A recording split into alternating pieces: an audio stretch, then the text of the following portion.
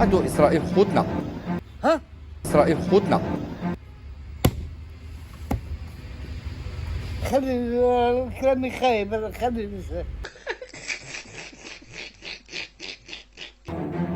خاصنا نستقبلهم بالورود.